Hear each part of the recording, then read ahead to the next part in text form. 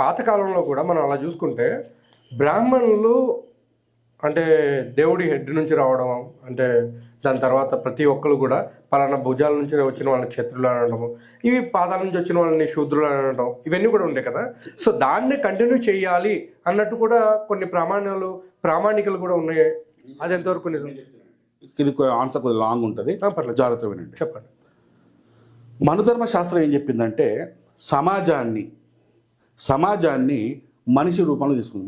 సమాజంలో ఉండేటవాడు మనిషే కదా, మనుషుల సమూహమే కదా. అంటే మనిషిని 4 భాగాలు చేసింది. మనిషిలో తల అనే భాగం దేనికి గుర్తు? తెలివితేటలకు గుర్తు. అవును. ఈ తలని ఎవరికి సూచకంగా చూపిస్తుంది అంటే బ్రాహ్మణుడు అంటే ఇప్పుడు బ్రాహ్మణుడు కాదు, గుళ్ళ పూజలు చేసే బ్రాహ్మణుడు కాదు. ఓకే. అప్పట్లో బ్రాహ్మణుడు అంటే తెలివైన వాడు, సమాజానికి జ్ఞానాన్ని ఇచ్చేవాడు.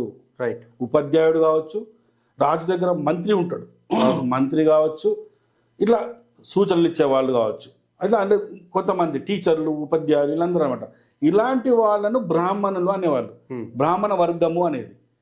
వాళ్ళకు తెలివితేటలు ఎక్కువ ఉంటుండే వాళ్ళకు. అందుకే మన శరీరంలో తెలివైన భాగం ఏది కదా, అందుకే ఈ దాన్ని సూచించారు అనమాట. రైట్. ఇంకో భాగం ఏంది? ఈ భాగం చూపించారు, భుజం. సైనికుడికి ఏం కావాలా? రాజుకి ఏం కావాలా? భుజబలం కావాలా, యుద్ధం చేయాలా, రాజ్యాంగాన్ని కాపాడుకోవాలా, ప్రజలను కాపాడుకోవాలంటే ఏం కావాలా? భుజబలం కావాలా. అందుకే వాడిని ఈ భాగంతో సూచించారు. భుజం నుంచి ఎవడు పుట్టాడు, తల నుంచి ఎవడు పుట్టాడు, అదే ఏడ పుట్టాలనో గానే పుడతారు ఏ మనిషి అయినా. సూచన అన్నమాట ఇవి. ఒక అమ్మాయి చూస్తే అబ్బా ఇంత బాగుందిరా అమ్మాయి, చంద్రబింబం లాగుంది అంటే అమ్మాయి చంద్రుడు అన్నట్ట పోలుస్తున్నాం. అవును. ఒక పువ్వుతో అమ్మాయిని ఎందుకు పోలుస్తున్నాం అంటే ఆ పువ్వుని చూస్తే అందంగా ఉంటుంది కాబట్టి ఆ అందమైన ఒక అమ్మాయి అని చెప్తున్నాం మనం.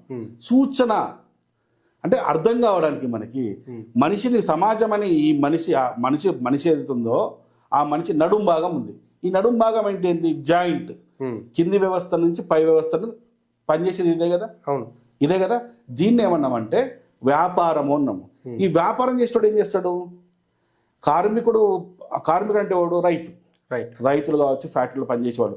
ఆ ప్రొడక్ట్ కొనేటోడు వీడే, రైతు దగ్గర పంట కొనేది వీడే, దీన్ని మళ్ళీ అమ్మేటోడు వీడే.